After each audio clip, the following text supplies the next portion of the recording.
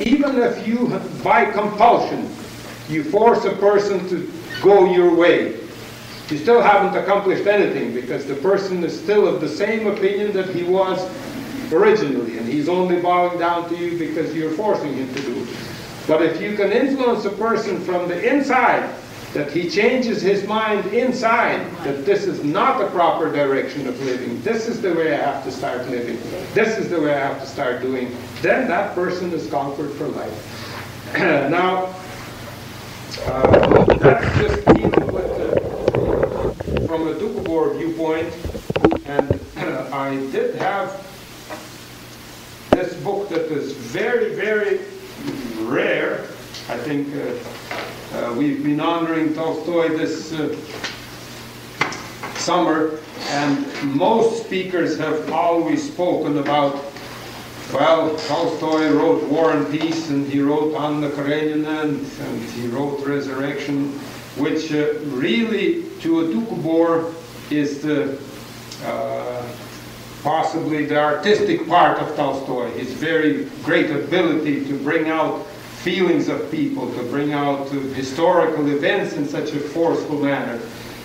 But his real statements, to our way of thinking, is possibly in his book, The Kingdom of God is Within You, which peace movements have adopted as one of the things that the young people read. Now, this book, he speaks on the law of love and the law of violence.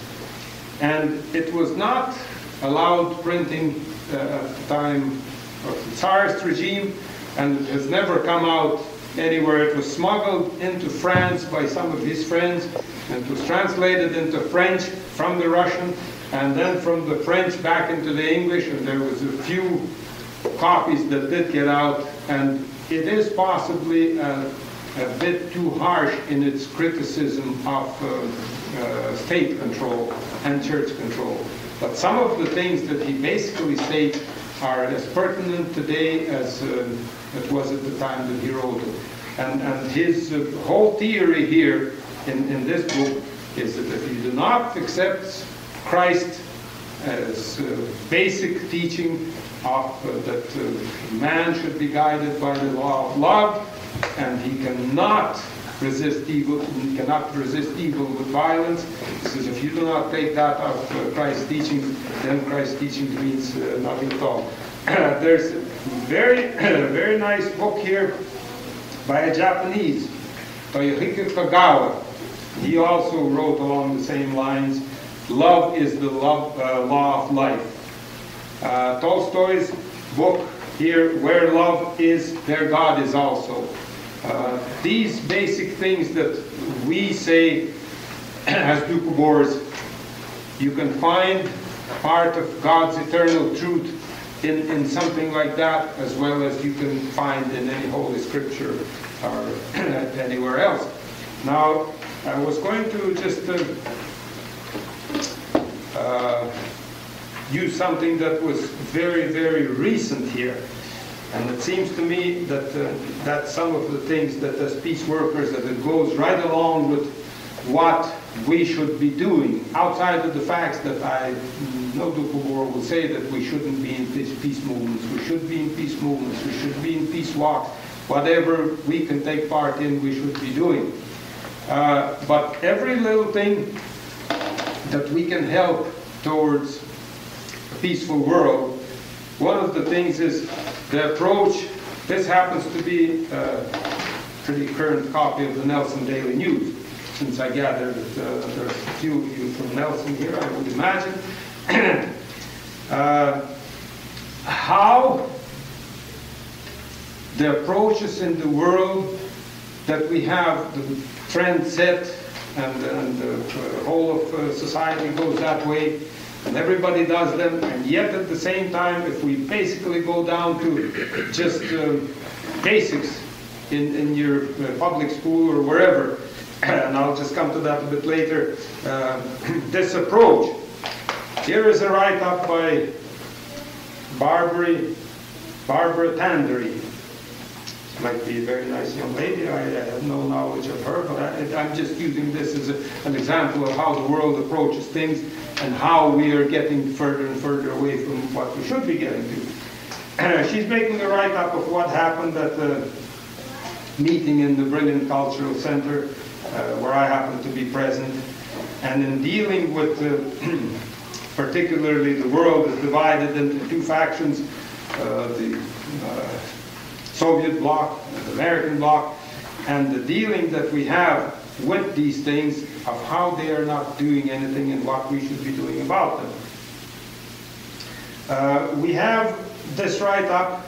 The rest of it is just like any other write-up. Tolstoy was forgotten briefly in an unexpected development Friday evening at the Cultural Center. Eyebrows were raised, surprised looks exchanged when an unscheduled speaker made an unscheduled speech during a question period after the speeches. In response to a question from Selkirk English instructor Gordon Turner, a man formally dressed in a beige suit jumped on stage from the audience. He grabbed the microphone as the invited speakers were pondering the question. Turner, who coordinated the seminar earlier in the day, asked whether Tolstoy, a dissenter who opposed the state, opposed organized religion, criticized social injustice, would be published in Soviet Union if he lived here today. The man who volunteered to answer turned out to be a high-ranking Soviet official. And it took this Minister of Culture about 15 minutes not to answer the question. Now, what I take issue here is the way it is written up, the way the question was made. I don't know the Selkirk English instructor Gordon Turner either, but the way she's writing about this person, the Minister of State Culture from Moscow, man formally dressed in the beige suit, jumped on stage from the audience, grabbed the microphone, and the only thing she leaves out of there is possibly that you could see the forked tail in his behind and the horns sticking through his curls. The point that I'm trying to make here, we had a lecture at the trustees conference in Vancouver about 15 years ago that I attended, and he says, we take our an example of how we should treat children so that we would get the best out of them as students. And he says, you take this example. You had a boy in a neighborhood there that all the neighborhood knew that he was quite a orangutan before he even came to kindergarten. Everybody knew him there. His name was Johnny, and he was just a terror. Now he says, when that boy was scheduled to start school, first time he was coming to school, he says, now if this teacher with his class, as the boy is entering, he says, well, if he'd just say, well, here comes that terror into our class now. What are we going to do with him? What's going to happen now? And he says, mark my word, he says, that boy, before he's several years in that school, in that atmosphere, he will turn out an absolute incorrigible kid that will be in a penal institute.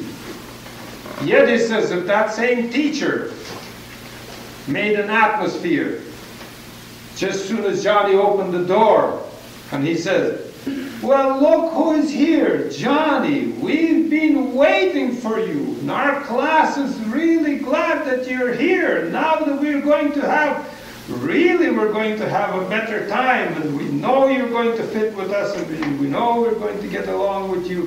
He says that child has a chance of becoming a normal child of society. Now, with due respect to Professor Turner, when you have people like that, I actually had the privilege of meeting this state Minister of State Culture. And I found that aside from politics, when you deal with him just with a human being, he's a very soft-natured man. remarkably soft-natured, and he spoke about the culture that they were trying to preserve, and some of the things he left with me were incredible. He says, we are trying to preserve the culture that all the Middle Ages, all the older people, every village, whatever they had of any culture, any singing, he says, we try to find everything that we can, and we try to get the best out of the past, and in studying how the past fits with our present day, we're charting a course for the future, which is absolutely what goes along with anybody's thoughts. Now, when we are asking a question, I see there a loaded question if you look at it, or it's a naive question. Because could we not ask, I would sit there and I'd ask, if I wanted to confront with Professor Turner, you're asking a question of what would Tolstoy be like in the Soviet Union at the present time? What do you expect as an answer?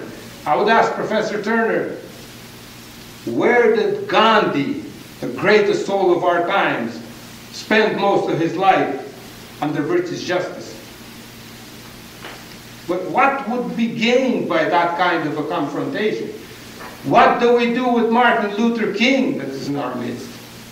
What do we do with these people? Of course, it is understandable that the organized state, the way it is, Tolstoy had no place in the Tsarist regime. He would not have any better a place in the communist regime. He would not fare, if this here book is published and said, well, here's Tolstoy, he would not fare any better even in our Canadian justice. So that kind of a question, and that kind of an attitude that a reporter would follow, then it is our duty. If I know the reporter, I'll say, well, that approach, what will it do to world peace? If that is the approach that is being done all over. If the editors follow, yes. I think one problem with that is that Ilya Tolstoy was not allowed to answer the question, which everybody that was there pretty well noticed. They wanted the grandson to answer the question. He wanted to answer it and he wasn't allowed. He had to sit down. Yeah, I'm not trying to whitewash the Soviet state because I was there several times in my visiting. Before I wrote Tanya, I went to research all the places. I know what an authoritarian state is, and I have absolutely agreed that there's no whitewashing necessary. But the point that I'm bringing about, the start of it, was it a good question to ask to start with? That's the point, because we can, now mind you, working along that little boy Johnny, if I was Professor Turner and I wanted to do something good, I would get up and say, write to Mr. Milentiv, the highest state minister there, and I would say, are we in the Western world we are all of us very heartened by the fact that you've released Sakharov. And we are so glad that you did it, and we're hoping that this will increase, and so on and so forth. That would make Milentiv feel good, and make everybody feel good, sure, because these are the ways that we are to get more peaceableness, not with loaded questions, not with something that is either naive or loaded, one or the other. Now, that's just an example that I've used, and it is a very controversial one. I don't want to hurt anybody. And I do know, I did have a chance to speak to the great-grandson of Tolstoy, because he's put out a book about his great-grandfather. I don't know if any of you have gotten it yet. It probably will get here. But it has very, very many valuable illustrations of the family, Tolstoy family, and has some of their historical background. All that's very interesting. But at the same time, it is slanted towards the fact that already Tolstoy's grandchildren were supporters of militarism, and they were supporters of the state as it is. It is slanted that way. So I could not help but notice that. And I confronted him with that. And he says, do you know what? He says, I had quite a long chapter in there, which exclusively dealt with Tolstoy's thoughts on the world without violence, without firearms, without guns. It's just along the lines. And he says it was not permitted in the book. Yes, these are the things that still happen.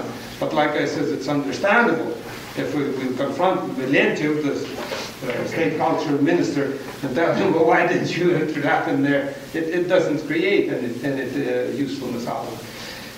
No, but that was just an example of some of the things. Now, mind you, I have to state very frankly that attending Quaker conferences, I found that the Society of Friends in the United States always tried to use this approach of seeing, like a Doukhobor says, seeing the good within the person. Politics aside, state authoritarianism aside, but you're dealing with the person that you're dealing with, see the good in him and try to work on that good and expand that good. And that is what what my feeling is, that the peace workers of our day, that's what they are, should be now, that should be their biggest responsibility. And mind you, when I attended this peace forum in 1982 in Moscow, I am not too ashamed to admit, as a Christian that feels that Christ still was one of the people that gave the weightiest message to the world on how a person should live for peace and harmony within the whole world. I'm not ashamed to admit that of all the Christian speakers, there was Muslim speakers there. The person that gave the weightiest message to the whole conference there wasn't Dr. Billy Graham was there. They always referred to him as Dr. Graham, Billy Graham. His wasn't the weightiest message was given by 23-year-old representative of the Dalai Lama. To my understanding and to everybody, he gave the weightiest message. And it centered right around this thing. He says, gentlemen, we can gather at all these peace forums, we can discuss all of that. His message is very simple. And he says, we can lay our plans, we can put it in. He says, but the whole crux of the world going towards Holocaust has to start from right here. He says, every person himself has to conquer that direction towards selfishness, towards self-aggrandizement, at the expense of your fellow man. I was very, very much impressed with Lois Wilson's presentation after the banquet in the community center there.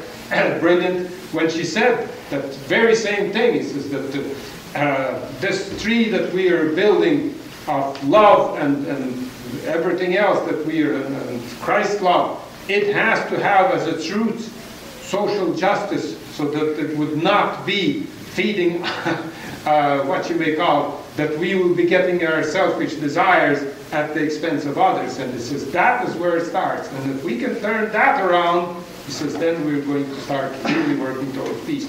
His message was far more eloquent than I have stated, but that was the gist of the message, and none of the others. To my way of thinking, Billy Graham, at first, he kind of felt not too well in place there because of all these. There was the head of the Greek Orthodox Church who gave a very weighty statement. To my thought, he gave a weightier statement than the head of the Russian Orthodox Church. He was very, very good. Billy Graham came out with the statement that we have to accept Christ in our hearts. He says, but yet we have to admit that we are frail human beings and we won't be able to do anything. We have to wait till Christ comes again into this world, and then only can something be done. Well, he was answered ably enough by an atheist professor from the colleges there, from Dr. Arbatov. And he says, well, we won't argue, you accept Christ, but he says, while you're waiting for Christ to come, let's you and I do what we can to be more reasonable human beings among ourselves. Which was exactly the way that Doukhobor would answer it. Fine, we're not going to argue with that, but while we are waiting, let us do what we can. Yes, so that has taken up a whole hour. I don't know if I've given you any too much of, I have a bit on Doukhobor philosophy and Doukhobor culture afterwards, but if anybody wants to ask a question right now, or take a little break, and then we'll do a little bit on Doukhobor culture.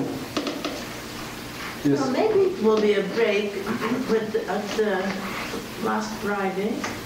The most impressive and most soul-touching spiritual experience was the Lord's Prayer recited in, was it, in what tune was that? Yes. And if you can teach us to do that. Yes. I was going to touch on that a bit in the part on culture. And we'll answer your question, and it's very important to me that you, as an, well, not as an outsider, but as one of us that was there, but not being a Doukhobor heritage, that you touch on it. It is a very, very important point, and I will certainly touch on that in our culture. I have a question too, and I don't know if this is the right time for this question, but you mentioned a strong tradition of oral history, of oral, remembering songs from generation to generations and that sort of thing, without anything being really written down for a long time. Is that still prevalent, would you say, in Doukhobor? I'm sure that's an oral tradition? Yes. When Dr. Kenneth Peacock came from Ottawa, from the National Museum of Man, he had gotten word around from our National Museum, did get word of that some of this old-time psalm singing is dying out with the older people. So he came and he recorded whatever he could of elders that were singing, and it was very, very thoughtful of the museum to do so, because all those recordings are in the National Museum now. And he asked that same question. So I told him, I says, well, let's just go down. I knew the older ladies there, and I says, if you want to, you'll have a first-hand knowledge of this. And we went down to this elderly lady, and I says, well, you recite some of your psalms that you do. And she recited a psalm that was, well, I think it takes about 3 or 4 printed pages. And she recited from memory. And he asked her, are you literate at all? Do you know your ABCs? She says, no. And she didn't know her ABCs. She didn't know. She had just learned it from her mother, and her mother learned it from her grandmother. So that was just right in our time, yet. But that is going out, because young people now, they insist this historical exposition that I wrote as a brief history, and then the Psalms translated from the Russian into the English. The young people use that as their reference guide now all the time, because that isn't prevalent as much anymore. Yeah, that's on the reciting. But on the singing, it is a bit different. If you're not tired out, I'll answer that question to you right away. Because it is interwound with what I've been saying before. An integral part of the Doukhobors then was not only learning those sounds from memory for reciting, but incidentally, Dr. Peacock was astounded at that too, because one of the Doukhobor poets, Ivan Sisoyev by name, he also never went to school anywhere. And he wrote many of the hymns that you were listening to, not the sounds, but the hymns.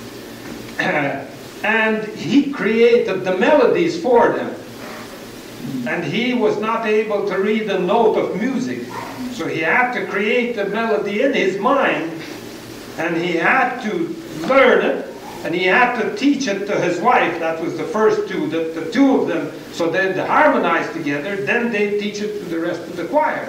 And all that without being able to write your notes. So he was astounded at that.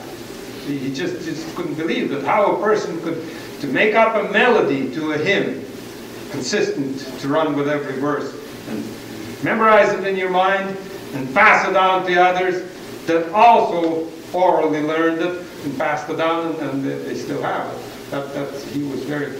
Now, on the singing part,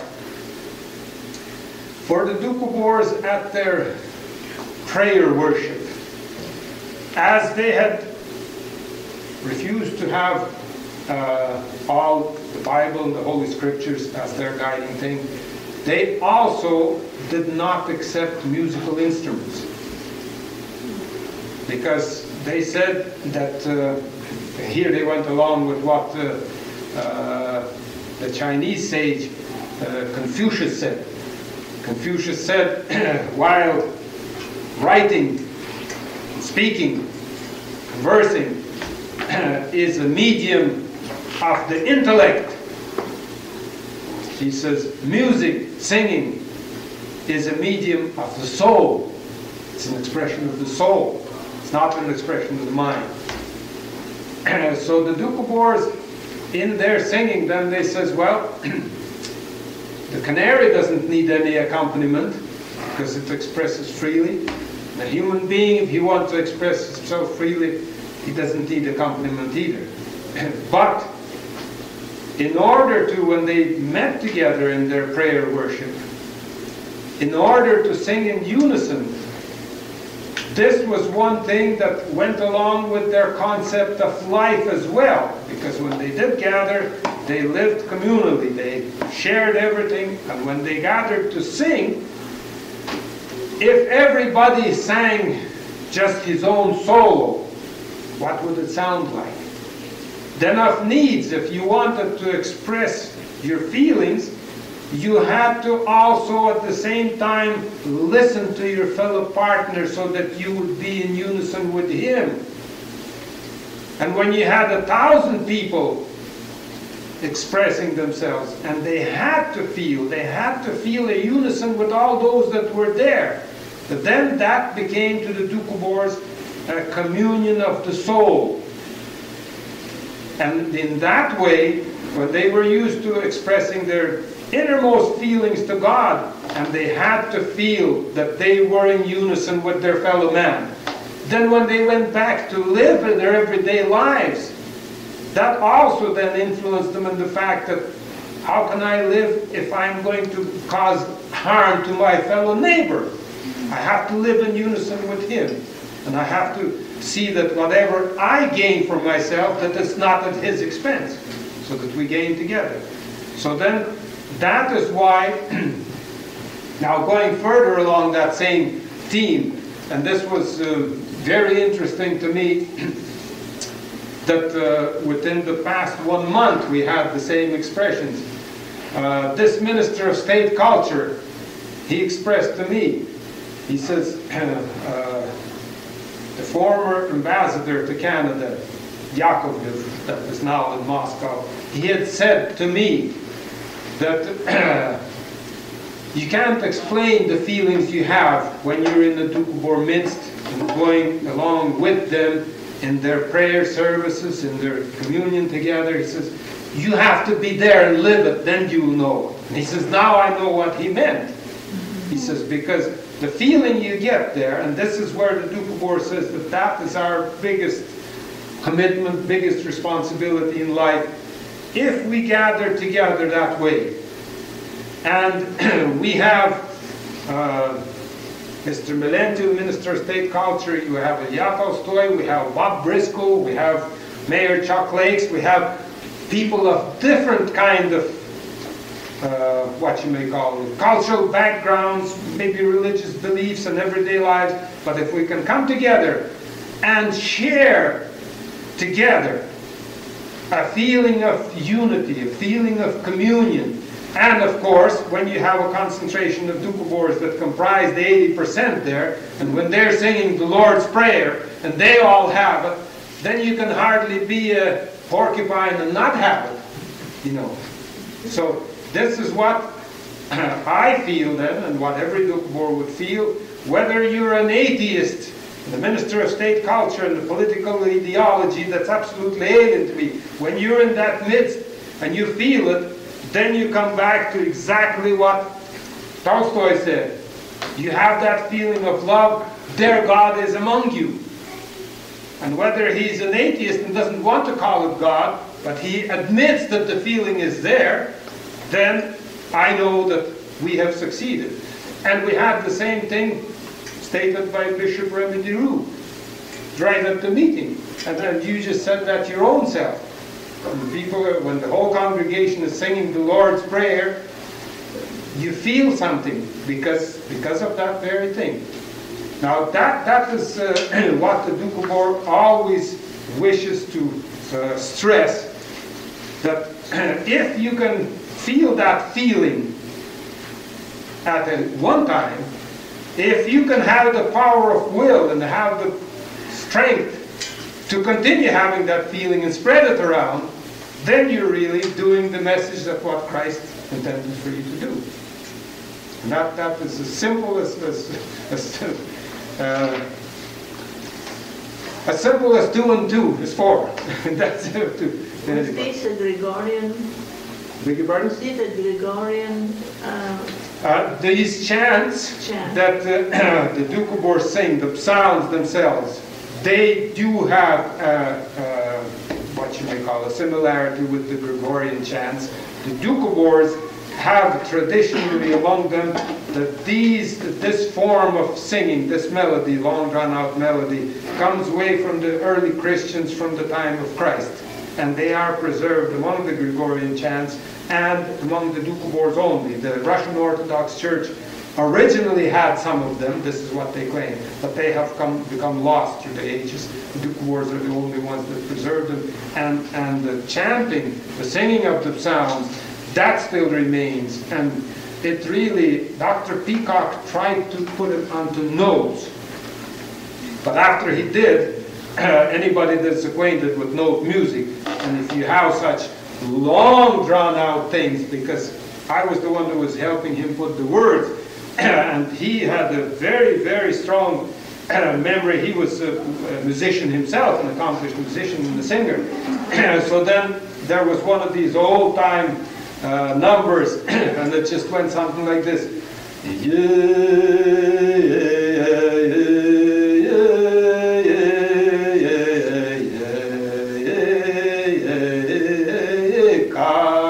Well, he says, well, I understand when you're saying cock, which means how.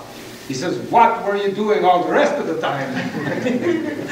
He says, what am I going to, he says, I have those many notes, but what am I going to put under there?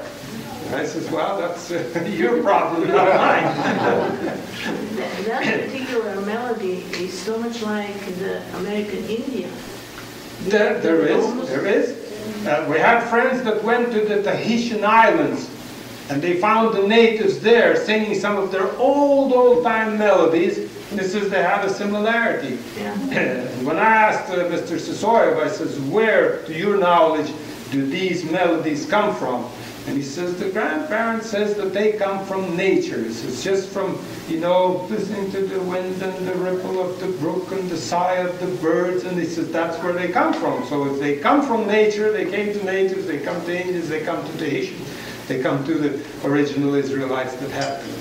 I think it's that some type of mystical type of experiences that produce that result. That was right, from inner kind of experience, inner kind of feelings. And actually the Lord's Prayer that you listen to is a remainder out of the Russian Orthodox Church by some of the elders, but it's adapted more along the Doukhobor style, because the Russian Orthodox Church, they have, you know, sort of staccato cuttings, which the Doukhobors, they feel, and this is why they say that if you are making your sounds, that's why they're continuous. It says you're making your inner feelings, you're connecting yourself with God, then you have a continuous flow. He says you don't have staccato things. This is what their thought is and what their feelings. So did that answer your question? Yes, but will you teach it to us? Some of that singing. Well, what I said about the singing of sounds, it's well, it is getting to be more acceptable. I've kind of sometimes joked about this. You have a Doukhobor girl that grows up in a Doukhobor family, and she might be 10 or 11 or 12 years old, and grandma will tell her, well, you make the borscht today. And she goes ahead and makes the borscht, you know, without any recipes, without anything, and it comes out to be borscht. And I says, here we write down the recipes in such detail, and you have a non-Doukhobor make her first attempt going along with that, and I says, what happens? And I've seen this happen more than once. Your cabbage stays on top, your water separates, your potatoes go to the bottom, and they say, well, why is this? I don't know, it's just, that's the way it happens. And it's the same thing with the singing of psalms. You have to grow up with it from the cradle. Like my own self, the first thing I remember is my father was in a singing group of elders. The first thing I remember, I don't even remember anything else, but I do remember that sound when they gather together and they sing.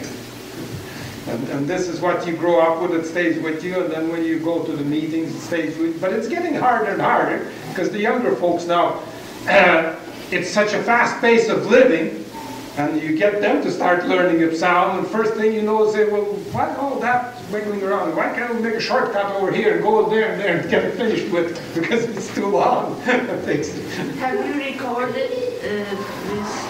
Yes, Dr. Peacock has recorded some of the lengthier psalms, and they are on tape in the National Museum. Can one buy them? We had one young person, and I don't know if he has any left for sale yet, but he has re-recorded from the older people something like about, how many psalms is there altogether? No, a dozen or so? How many? Yeah, at least a dozen. At least a dozen. They are on 2 tapes. And those were for sale right up until last year. I think it was $25 a set, was it? Yeah, and I am not too sure if there's any left, because they are so rare, those just got sold out. And that was specifically psalms. I don't think they're copyrighted. I suppose anyone can borrow a tape and read it. And recut it for himself. Yeah, I would think that that's possible. So if you want to make contact with the USCC head office and tell them, I want that copy of those psalms, and the man that did re-record them, he is right in the office there. He'll let you know if you can get Well, the thing is, tomorrow we're going back to the States where we belong. We postponed our trip just so that we'd be here tonight. Well, I'm sorry I can't help you there. I have a set of the tapes at home myself. Had I known, I would bring it to you. Yeah, that's the address where you get it from. But I think they could be sent to the States. I don't think there's any problem. USCC in Grand Forks, can you give her the address? Yeah, Sure. it's box 760, About 760. Grand Forks. Yeah. USCC. That's all you have to put. USCC. USCC. That's all. What is Box 760. That's Box 760? that's right. That's Eli Popoff. No, Grand Forks, BC. Don't send it to my name. I'm not in the office. I work in the lawyer's office. Don't work in that office. I was a former editor What there. is this? Well, I have a question, but I'm afraid the answer is going to be very long and we don't have time. I still want to mention that you said when it comes to the revelation that we have through the Bible, and it ends there. And Doukhobor said, well, God speaks now. Why don't we hear what He has to say? And so they were encouraged to add more to the holy tradition, on and on. Now the Catholic Church has stopped that by saying only what the Pope says, and stop the Protestants, Billy Graham and all this. Well, I said, well, they would say, you cannot add anything more than the Bible says. The Bible says exactly this. And so they kept knowledge.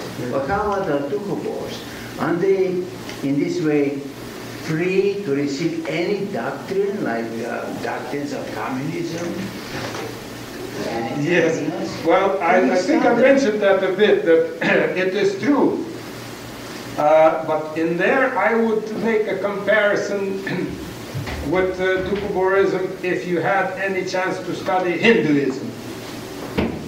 Hinduism does not cut itself off that way like Christian concepts or the Catholic Church. they said that we will accept other things, we will unfold other things, but yet at the same time, Hinduism hasn't changed that much through the ages. Because you see, even Christianity, I believe my own self that it should be more liberal that way. It should state that the basic truths are there. But one of the Doukhobor leaders, what he did say, they have to be adapted to the needs of the times. And that is where you have to have sort of a different interpretation or a different approach or a different angle. Everything becomes very different as times change. And this is why, as a Doukhobor, I feel that we do not argue with the truths that are there. But they fitted the Israelite times more. They fitted maybe the Jewish people in their involvement more. They adapted themselves according to their continual kings and priesthood that they had. They may not adapt to every other kind of nation or every another kind of people. But here is one thing about, while I myself think that it's a good thing that India and Russia at the present time are exchanging culture, and they are apparently getting closer in the idea that Rajiv Gandhi was able to influence Gorbachev. This is my feeling, that they stated to the whole world that we agree that the sanctity of human life is the highest priority on earth. Yes. So for those two people to agree, this is something. Now, where you say we can be influenced by communism, if Gorbachev says that the sanctity of human life is the highest above all, I shake his hand. At the same time, when their statement is, which of course the Doukhobor in their psalm they have incorporated, that the end could justify the means. There Doukhobor says no. There we go along with Gandhi, that there is no end that cannot be attained by justifiable means. Because if the end is valuable, then the means to attain it have to be justifiable. And if we are going to say that the end justifies the means, then immediately we cannot go along with that. So we do not make a line of what we can be influenced, but we feel that every religion and every person, if you are guided by the eternal truths that cannot be, we shake hands with the person that doesn't. But anything that goes in there, be it in communism, be it in Muslims have it, or whoever has it, that is not along with the line of eternal truth, there I do not see how a Doukhobor can be influenced. You see, coming back to that point of, it says, well, Doukhobors, their own selves, among them, they're divided, and they did have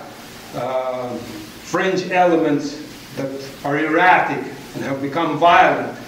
And we even have a book written that the terror that they do is in the name of God as well, if you've ever heard about that book, which is really a wrong impression of the Doukhobors. There we cut the line and says that the Doukhobor, I didn't dwell with that today, but it is important. The word Doukhobor in itself is a shortened version. The full word is Doukhoborets, and the Borets is the wrestler. And Doukhom means that he only uses spirit for wrestling with any evil in the world. He does not use violence. He uses only the power of good, the example, the spirit of good, to work any evil that there is. And if you deviate from that, you cannot hold that name to yourself. If you use violent means, they are not means of the Spirit. They are not guided by the Spirit of love. you cannot be a Doukhobor. And so basically, a Doukhobor can be influenced by anybody that is in line with that. But the moment the line is not there, then that is where it is. Thank you. Okay? Who does the thinking for the majority, for the masses? But and the Doukhobors at the present time, I would say this is good for young people to hear, at the present time are in a, I would say, in a state of transition. When Doukhoborism came to be evolved in Russia, with all the illiteracy, it was basically centered around the leadership. Yeah. That is understandable. But the basics that were put into Doukhoborism by those leaders themselves, and it has been repeated by the later leaders, that each and every person must strive to be like I am the master of my fate, I am the captain of my soul. That is the direction what you're striving to be. And the way one of the leaders put it out, that it is up to us to use that willpower and our reasoning power to understand all of this and to bring it into effect. He says, we look upon the eternal creative spirit force of all as a generating station. Okay? So that generating station, if we make our connection with it, it is up to us whether we're a 250 watt bulb or a 15 watt bulb. We are to make that, and if we are to bring that light, that is up to us. But we have that within ourselves to make that connection and to bring that light forth. Yes, so this is where it comes out. And every individual, that is what, like at this point, the young people are getting to be that way. That I want to know where I'm going. And it's not because somebody has said so and somebody has thought for me. I want to figure it out for myself.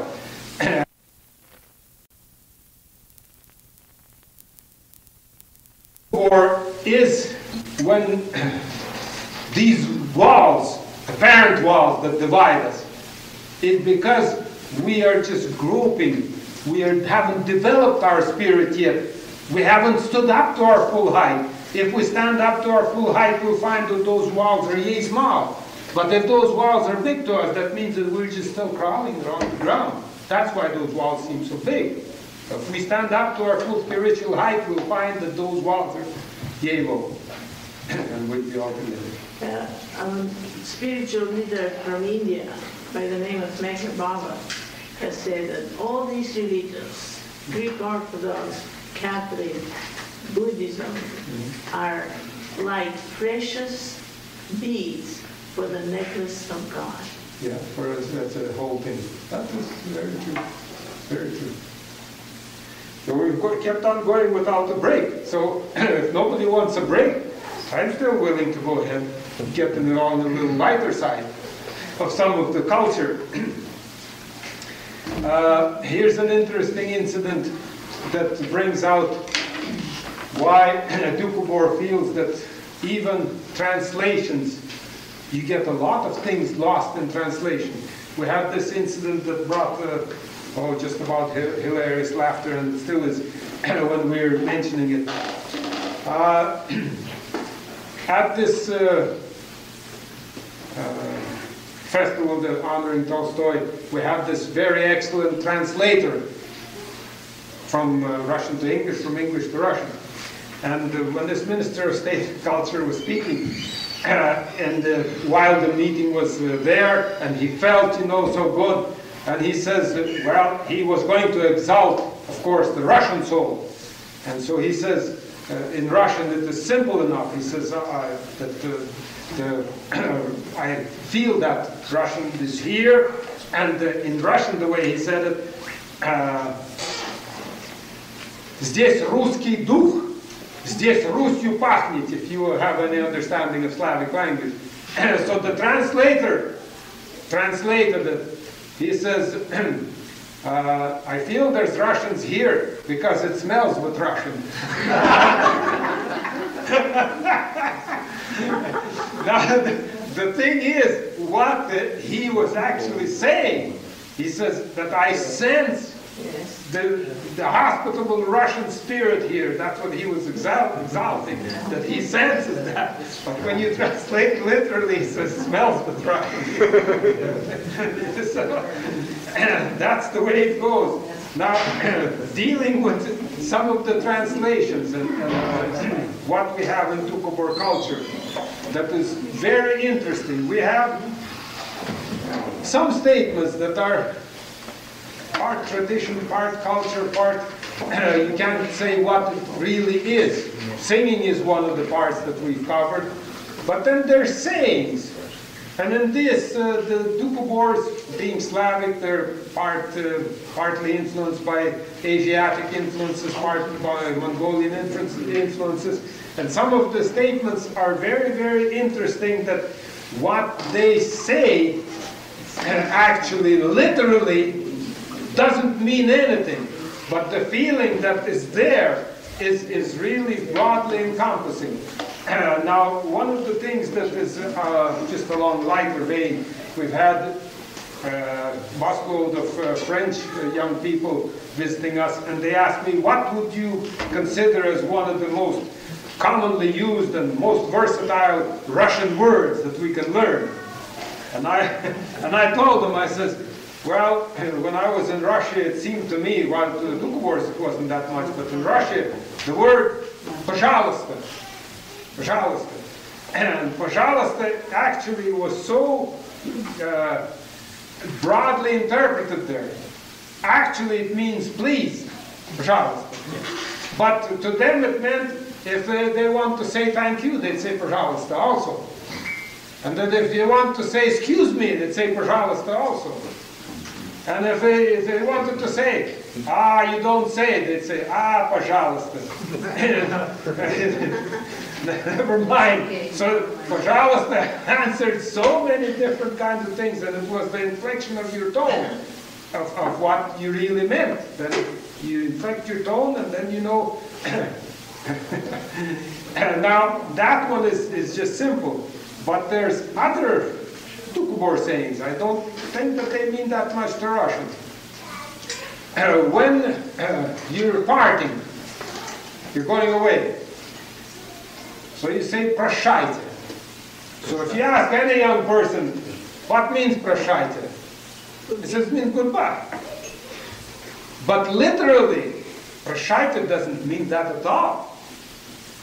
"Прощайте" means forgive me.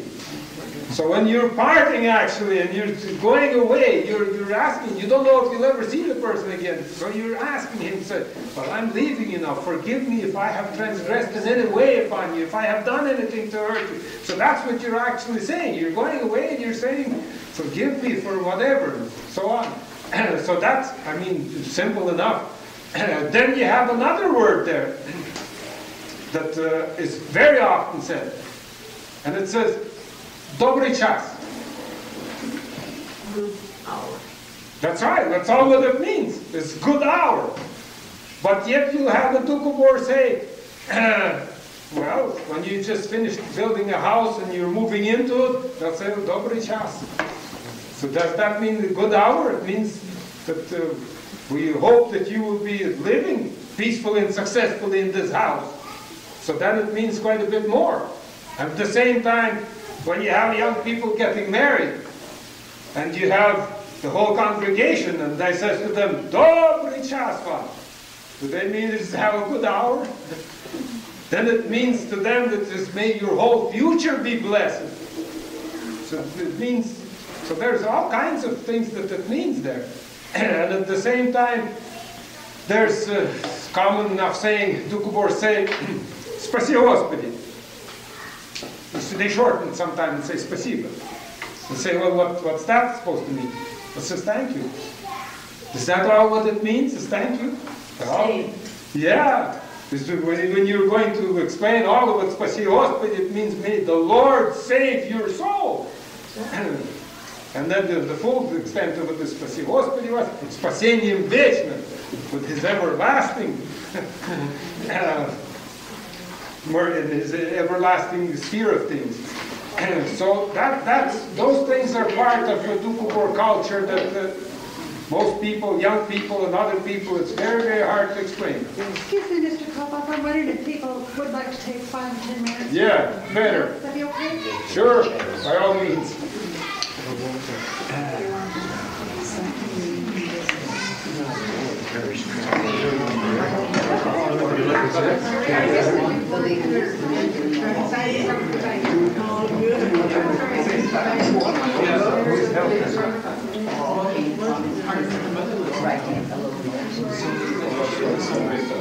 I've been staying home with them, and Irene's been working for someone.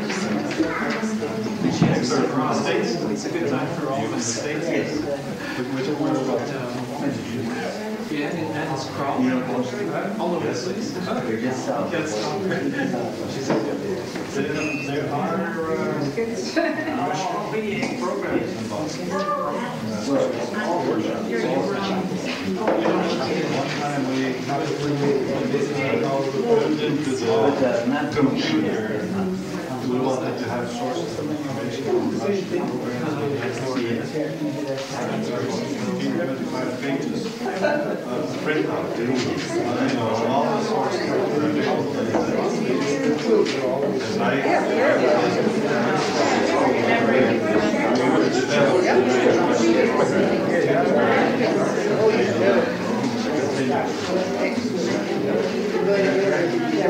Now, it's in existence now.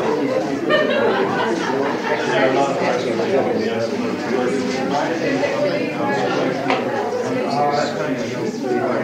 we have about 3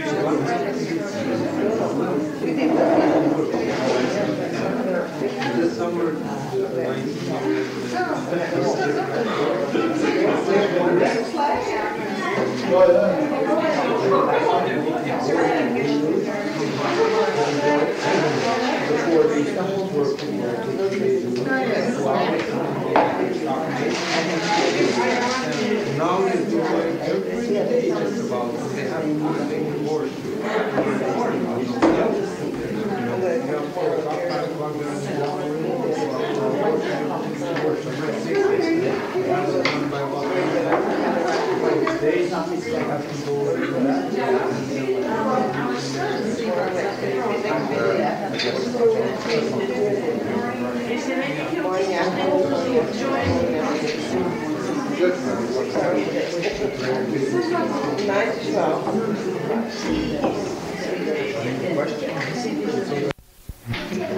Okay, now we can make the discussion more informal. There was one little thing, I just checked my notes here that I didn't cover in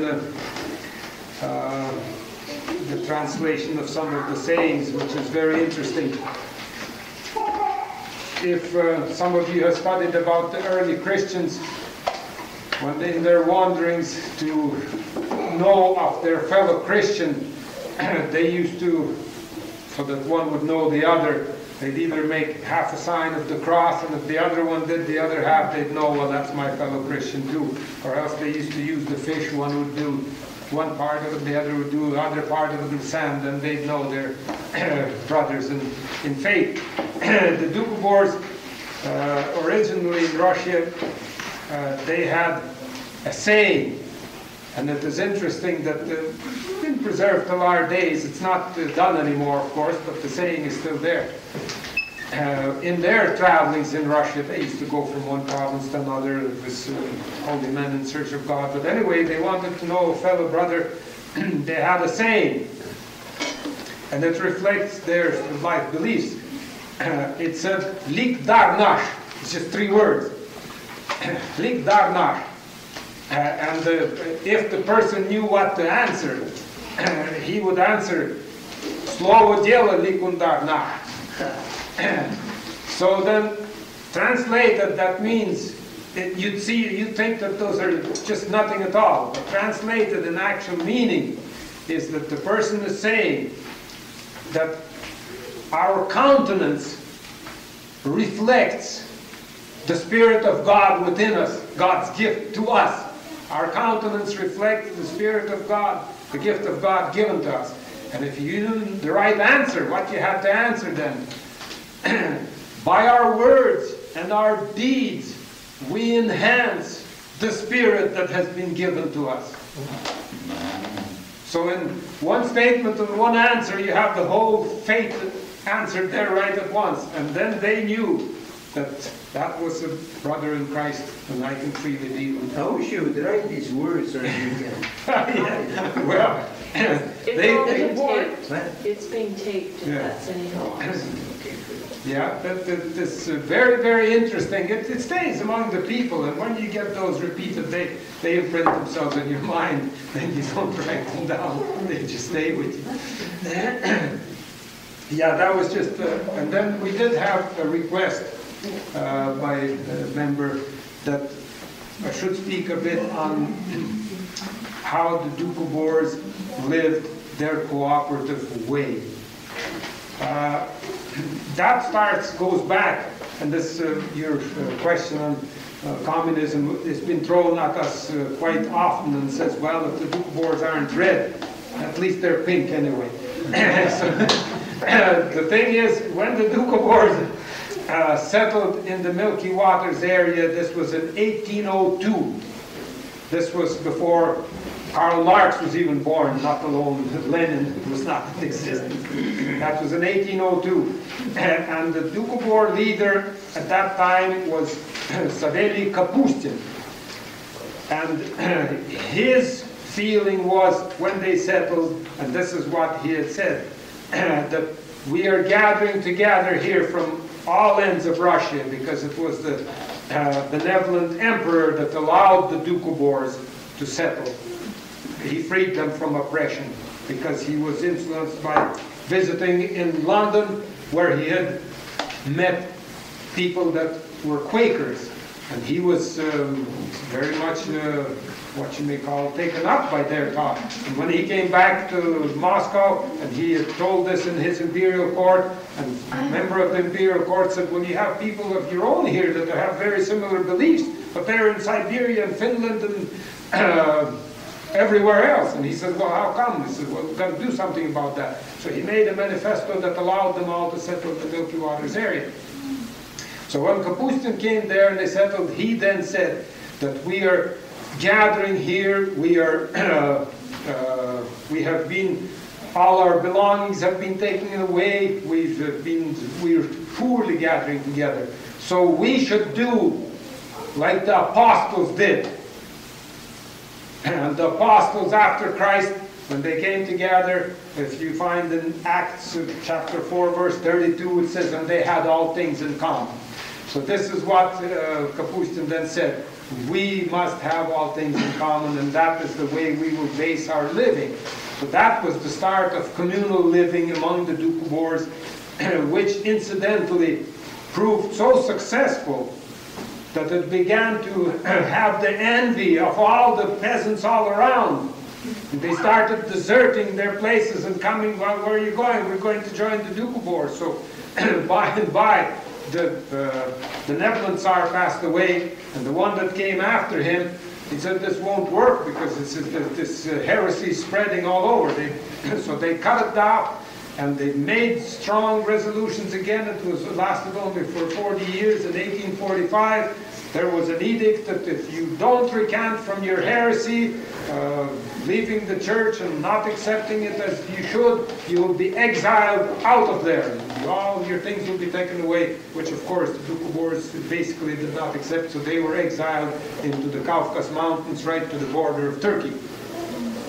But anyway, that, what you may call experiment, it stayed with the Doukhobors, and they always talked with nostalgia about the time when they lived together, and when they were able to share things together, and what a beautiful time, and well, all the stories that still exist among that life in Tave, what they call it in the Milky Waters area, was such a golden age.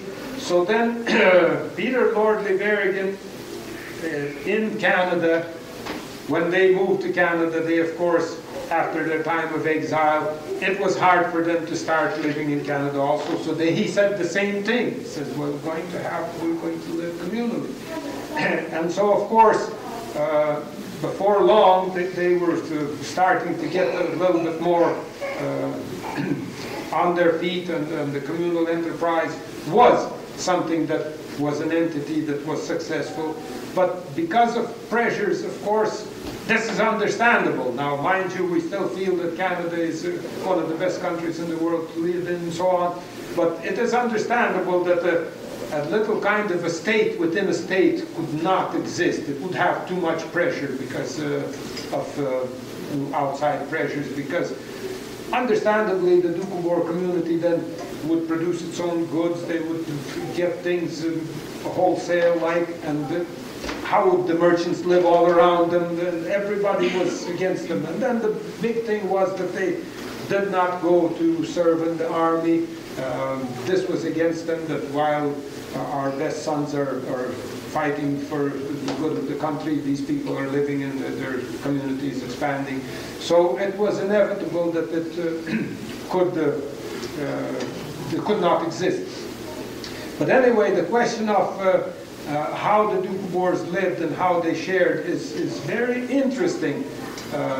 It is always said that, well, it's not always said, but it's commonly said that how are you going to get 5 women together in the kitchen? They'll never get along. So, not to say anything of the men, they wouldn't get along if they were all working together either. But anyway, they always refer to women. I don't know.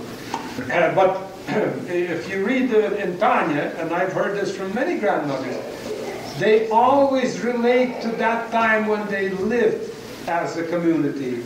Mind you, they lived in individual communities. It wasn't all one big community. There was from 70 to 150 people in 2 homes that were built side by side.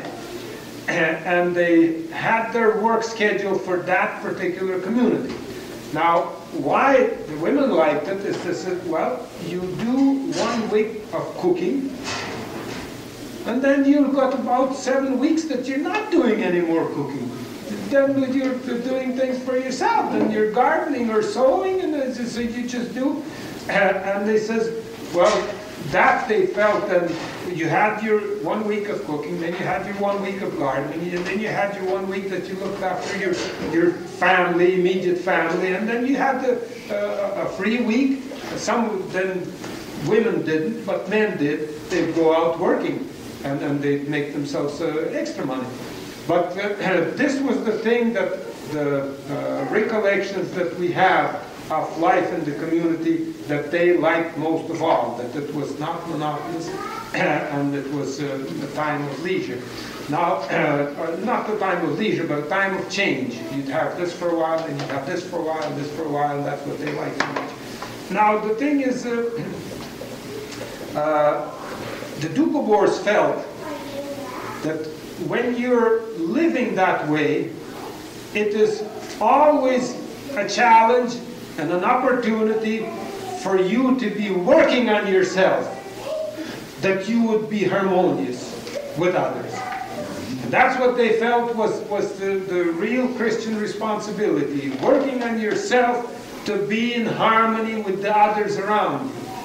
And they felt that in that way, in group living, that it was the best kind of setup for the advancement of man for his future heritage. Like you have this famous American writer, I don't think he's alive anymore, Lecomte de Noy, who wrote the book Human Destiny. And he's from Los Angeles, California. Anyway, I have the book. I don't recall whether he's alive till now. But anyway, Human Destiny is what he wrote. And he wrote it very much in the spirit of Doukhobor's thought, in the fact that mankind has evolved in its, what you may call, technological age and its advancement and all those things. He says that it has come to a limit where there is not too much usefulness in advancing that anymore. He says the destiny of mankind for its future, what you may call happiness, is the realm of the spirit, the development of the soul. And this is the thing that it is interesting.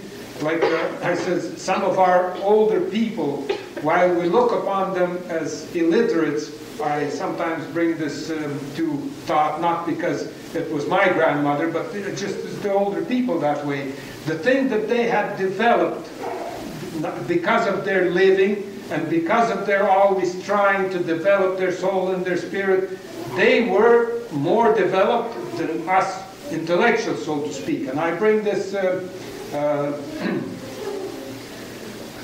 recollection that my mother always told me. She says, here we were, that's when they pioneered the prairies in Saskatchewan in the first part of the century. And we were living on a farm in the Prince Albert area, which was about 300 miles from the Yorkton area, where my grandmother lived. And it was her mother-in-law, it wasn't her mother.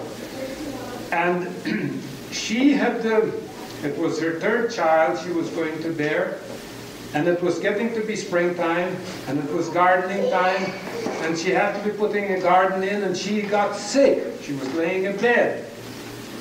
So at those times, you couldn't telephone Grandma that you come down here, and you couldn't write a letter, you couldn't do anything. So she says, I prayed one night, and I pray another night, and I pray next week. Why wouldn't my mother-in-law come here? Because she did come once in a while, because the one son lived there and one son lived there. And she says, I kept this prayer up, and she says, what do you know? One evening it just knocks on the door, and I look, and it's my mother-in-law. She had come walking 300 miles through the wilderness. And my mother says, how did you know that I wanted you? She says, I heard you. I heard you that you wanted me to come and I came. That's how developed these people were. And so I says, living that way, and developing your soul that way, you have those things. And yet at the same time, we are thinking that to advance our education, advance technology, and that's where we're going to really have it. But we do not have some of the things that the people that worked on their souls that they did have. Yeah, that was just touching a little bit on living communal life. Yes, thank you. Yeah, and just leaving it open, I have finished my notes that I have. Anybody wants a question that wants answered, I'd be pleased to talk on it. So, would you say that communal living is an ideal which hasn't been realized that you'd still like to accomplish, or how do you feel about it now? Yes, well, you see, the thing is this. Studying it from an angle of what Gandhi had said for the people. If anybody has read Gandhi, he had planned for India.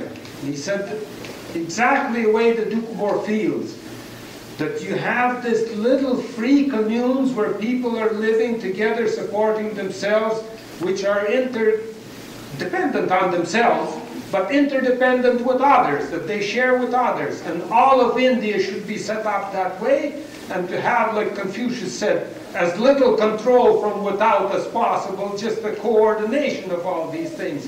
And the Doukhobor feels that that is an ideal way, because the way Doukhobor would look at it is, if you are continually on competition, and just to get as much as you can, just the modern way of life, the way it is going, if it is not clear to us at this day and age, at this stage of the game, that it is leading us to perdition, because of the fact that it is, if everybody for himself, God had not intended the world to live that way, and that is why it just is not working.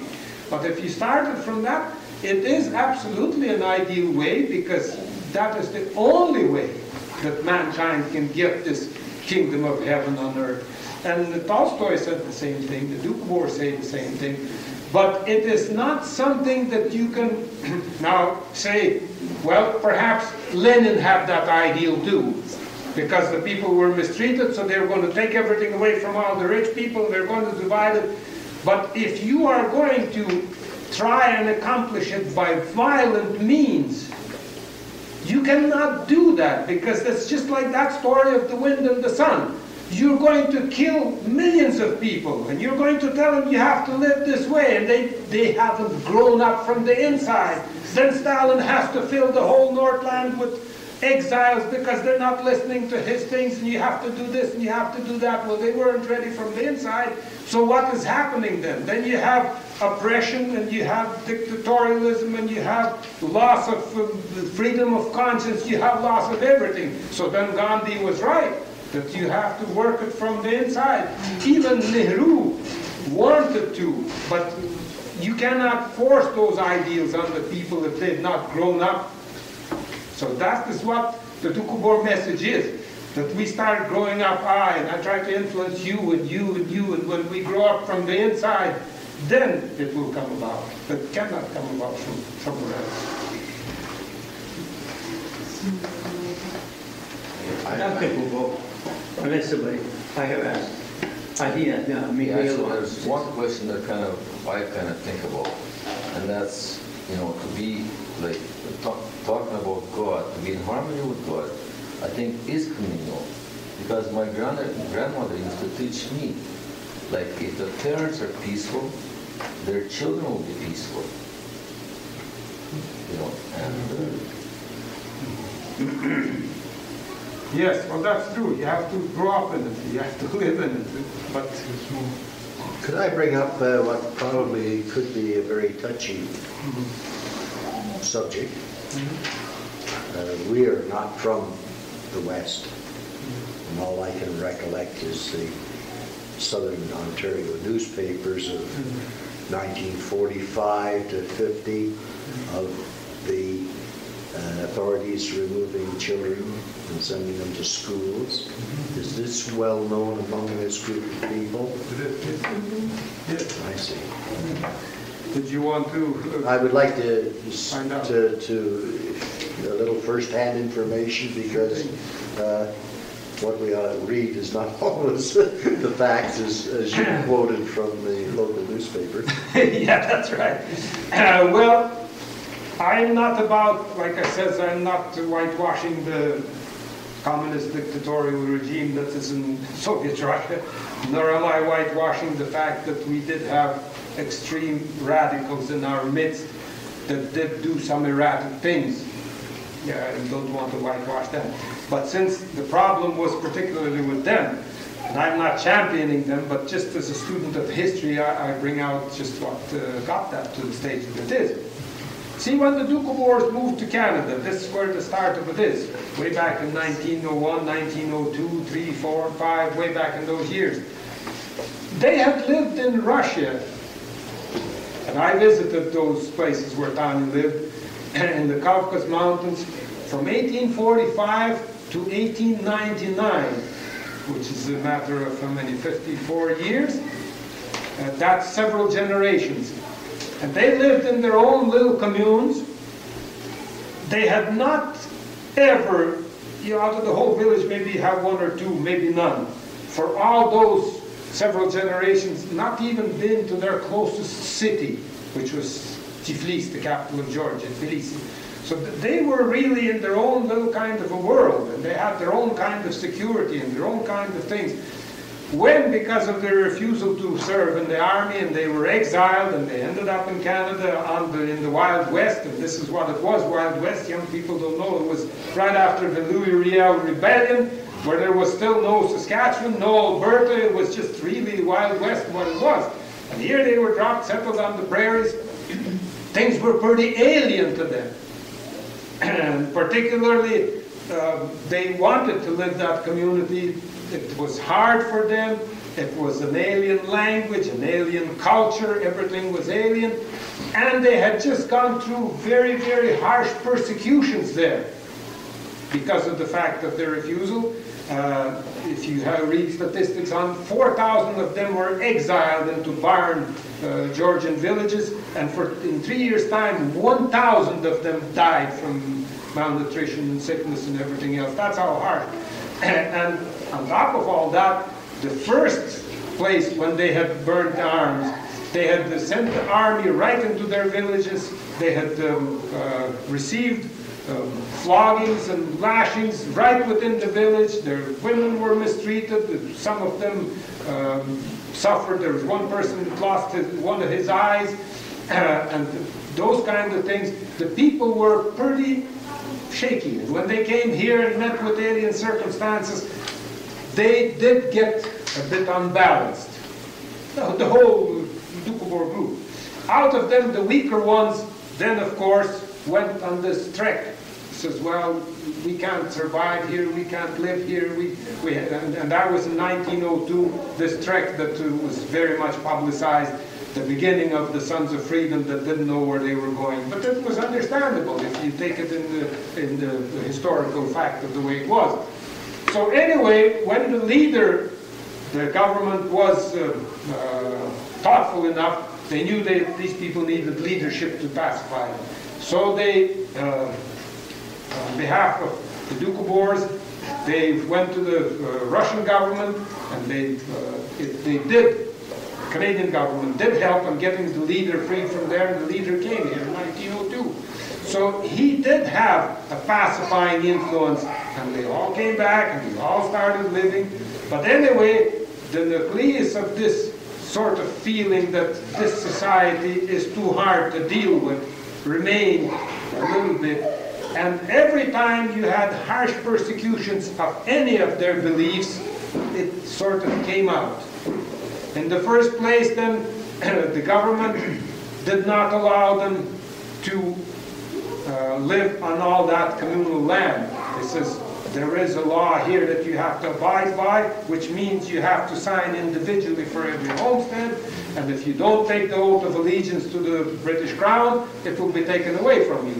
So as a result of that, 225,000 acres of broken land, cultivated land, some of it which was plowed under woman power, and was taken away from the Doukhobors, from the Doukhobor community. And it was given out just sort of as, well, we'll teach you a lesson. All this land is given away as homestead land to anybody that signs for it and takes the oath of allegiance. So you had lineups in front of your government land offices that were 2 miles long. Who wouldn't want a quarter section of land that you just signed the oath of allegiance and you pay $10 for, and you have a broken quarter of land? So that stayed with the group that, you know, was always feeling. And so then when the rule came in that they had to send all their children to school, they had to, this was one of the things that they felt, that the schooling that is being given there is by a harsh government that treated us unfairly. So some of them resented going to school. And the school question was eventually settled. Anyway, a little bit of all this stayed in there. And this was like the start of the Sons of Freedom movement. It was understandable, but it is not, it cannot be condoned, because if you want to suffer and you don't want to go to school, that doesn't necessarily follow that you go and burn the school down. See, so then there is no way that you can, although you understand what motivated them, but you cannot condone what really came out of it. Now, mind you, why I say I'm not whitewashing them, but just from a point of history, you had this repetition, and I often bring that as an example.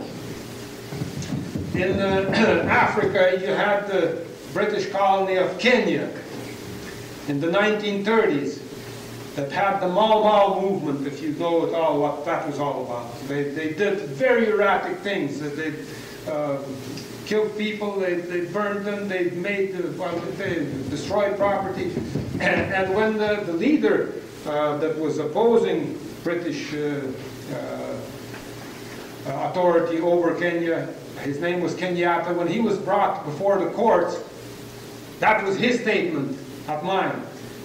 They says, do you not take what you may call responsibility for what some of your people are doing? And he says, why should I take responsibility for that? I says, I'm not to blame for what they're doing. He says, you, the British people, are. You are responsible. And they says, well, how does that make logic? Why are we British responsible? And he says, here is the way you're responsible. Our people had their own pace of evolvement. We may be backward, we may be whatever we are, but we were evolving on our own pace, on our own stage, in our own way. He says, the British, when they came here and started forcing an alien culture into our throats, is what made these cripples become what they are. And so then, the thing is, I'm not saying that the Canadian state authorities were particularly responsible, but the fact, the circumstances that these people came as illiterates, they had a hard time, they were treated harshly with the things that were left there. Everybody that was there is responsible for these people being as crippled as what they were. Not because their basic doctrines were wrong, because if we study Doukhobor philosophy, you do not find anything that means that you have to have terror in the name of God. But those people came to be born. So in the 1930s, later in 1940s, the time you're referring to, the government, British Columbia in particular, made the stand that this erratic behavior and this terror that comes out once in a while has to be eradicated once and for all. And so then they made a resolution, they made a law, that if these children would not be allowed to go to school, we are going to take those children away and forcefully put them into school, and then that is the way we're going to finish with the problem.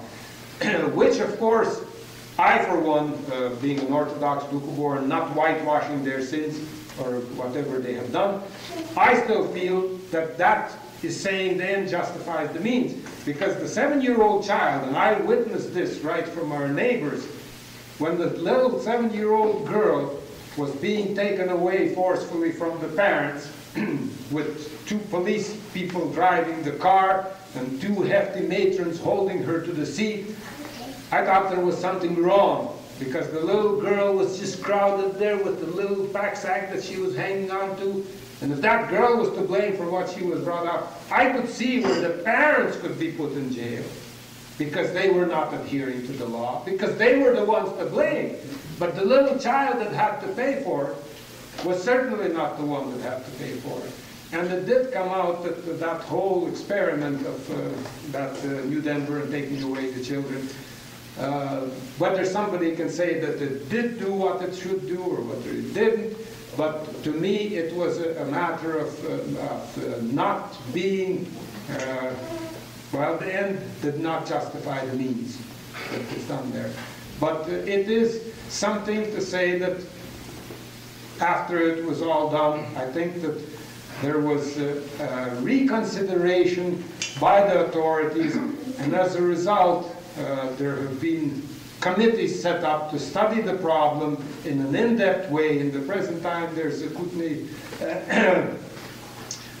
intergroup relations committee that is still working, and as far as some rational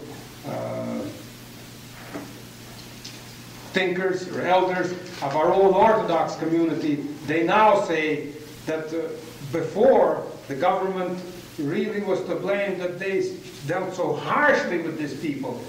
Now it has turned around and this is they're dealing with them with such gloved hands. And you will find that you've seen that a lady that's fasting there, they even put out Dominion of Canada changed the law, but they can't forcefully feed her, but they can do this and this. Right. I mean, they're really handling it with gloved hands. But this is just like the pendulum swinging one way or another. But there has been misunderstandings and not an in-depth study of what caused the problem and how to correct it. And it is really, I myself think that the thing is straightening itself out, and hopefully that the erratic behavior will not repeat, and that even within our own community, we ourselves have been blamed that we do not deal with all of them on a friendly enough basis. But it is understandable for a person whose own house had been burned down by this erratic neighbor, it is hard for him to say, well, I'll still love you and you come over, but maybe he's just sizing the place up which corner he's going to start the fire from the next time. So this is the problem that we have to live with, but I feel that we are getting the thing resolved in a more logical manner. Well, thank you. Nobody has a patent on this, you know. That's right. Because my heritage goes way back to Wales. And after the war, the WW2, the Welshmen all got upset and blew down all the power lines into Britain. Yes. Because they wanted their own language and heritage, and damn it, all they got it. Yeah. Yeah. So it is a thing that is all over the world. It works. Dr. Popoff, I'd like to ask you a question. Now, I think that most people living in Canada, United States, and many other parts of the world have been very much influenced by the Bible. And it doesn't mean the Gospels only, but the letters of St. Paul are terribly important. And Martin Luther, for example, found tremendous power in some of the words of Paul. And we value and cherish very much the Psalms and many other parts. I understand that the Doukhobors do not read the Bible and emphasize the importance of the four Gospels. And that's all. But then they live in the darkness of the thing that we share so burdened. How could it be? How could it be that they don't have the curiosity to find out what did Paul say about these things? Now you're a professor, tell me. Yes, that is a very interesting question, and it is very important here to have it clarified. You see, the fact remains that you have the first Doukhobor leader saying this, that it is the interpretation that counts. And you have even Mary Baker Eddy, who's quoted by just about every church, and she said the same thing, that if you don't give a spiritual concept to the top literal word that's written on there, you're going to lose it. Now, the Doukhobors, that's why you should understand their background. Being illiterate and being mistreated by those that held all those books, you see, that is what got it, you know, their dander up, so to speak, against it, because those people held the books. And what they did, then the Doukhobors say, well, the people that were holding them and holding them so holy, they were doing this, there must be something wrong with them and the books and everything else, because they missed the point that was there. Now, as far as reading goes, we have had most of the leaders, they did read the Bible, they did read the New Testament all the way through. And they did, what you may call, use it for what they interpreted to the people. It's not that they bypassed it. But because of its misuse, not because of the gems that are there, which are certainly there, that is why the Doukhobors, they have that old time saying that the moment a person gets well versed in expounding the Bible, and this is what I say again, and it comes back from the leader's interpretation of what Christ said, and it comes back to what Tolstoy said about plowing the field. What did Christ say? He says, what happens to the tree that does not bear fruit? Even though it's planted in good soil and it's beautiful and the flowers there, but it doesn't bear fruit. What happens to it? It gets shut down, thrown into the fire. What? So this is exactly now, I'm not condemning anything, I'm not condemning the Christian world. But the Christian world that is behind all those books has not brought forth that fruit. We go through, and so here's this young man came up there, and he started looking, and he says, well, here's brain that you can transplant. This from an ordinary worker, it's $25 an ounce. Goes on a little further, and this is from a doctor. This is $50 an ounce. This is from a lawyer, $75 an ounce. And they come to the historian, and it says $250 an ounce. So he says, how come? He says, why is the historian? He says, well, it takes so many historians to make an ounce of brains. So that's how it was so expensive, so much for historians.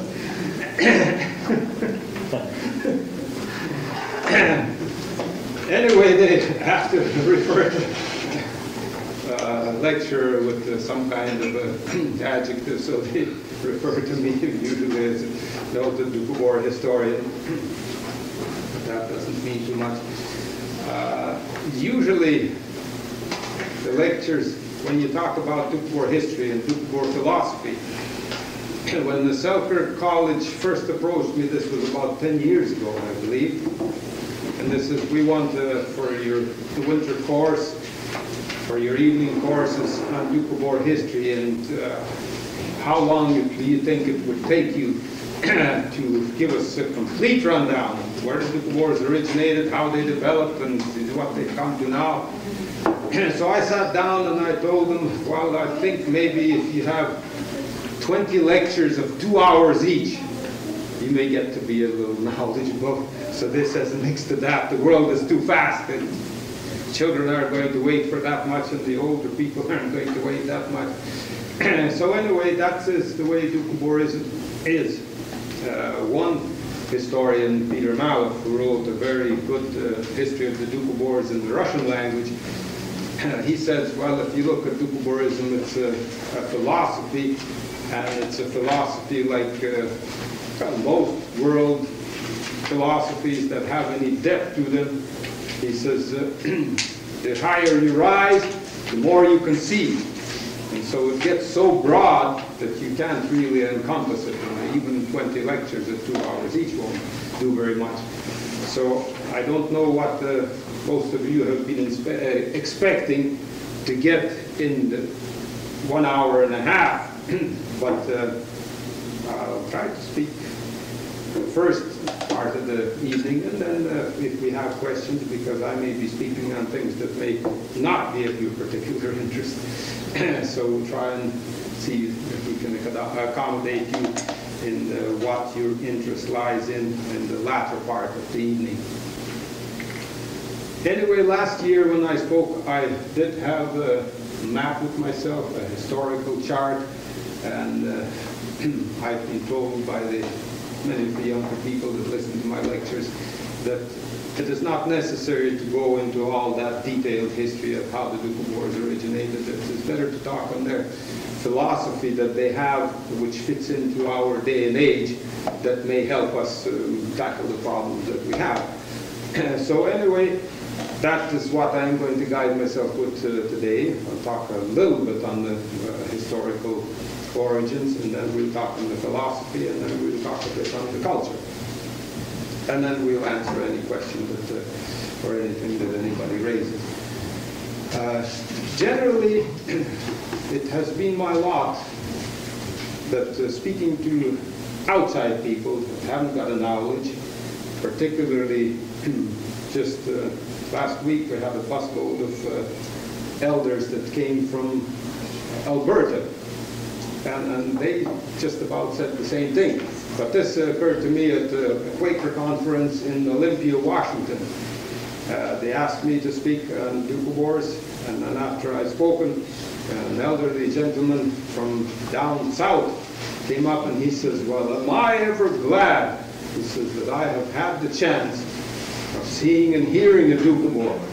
He says, because up till today, he says, the concept I had from the reports we've read in newspapers is my concept of a Doukhobor was a gentleman with long beard, long flowing hair, and running around naked with matches in one hand and dynamite in another hand.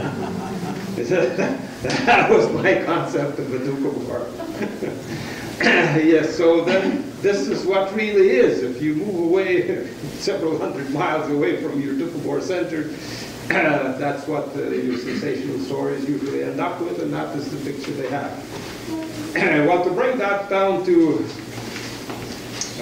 what it really is, Doukhobor Doukhobors originated in Russia in the Middle Ages, not too differently than any other reformist Protestant group originated at that time, be it in Great Britain, be it in France or Germany or Austria. At that time, the Roman Catholic Church was in control of most of the other civilized world, while in Russia it was the Greek Catholic Church that was in control. And of course, we always refer to it as the Greek Orthodox Church, but it's really Greek Catholic apart from the Roman Catholic. In reality, when the Greek Orthodox Church came into Russia, which of course was quite a bit later than Christianity was introduced in the other parts of Europe, it was in the year 988 that Christianity was brought to Russia. And next year, they are making a very, very big celebration all throughout the Soviet Union as a 1,000-year commemoration of the time when Christianity was brought to Russia. It's 1988, since 988.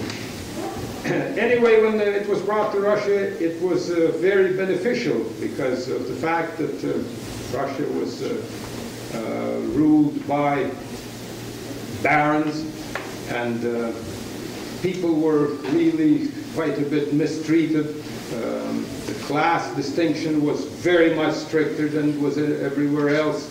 And so the Christian church, as it came there, it brought in the good tidings of that we have to be more brotherly, we have to be more thoughtful of all the others, be they slaves or whatever. So it was very, very good and influential, and as a result it grew and it spread and it got strong. And as usual, as the philosophical saying goes, when you get a lot of power, you get corrupt.